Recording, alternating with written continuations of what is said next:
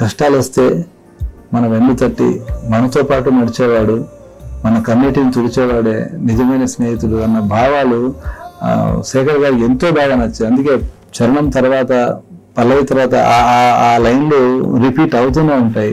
సన్నివేశం ఆయన చెప్పినప్పుడు నాకు నిజంగా నా జీవితంలో జరిగిన సంఘటనలు గుర్తొచ్చాయి.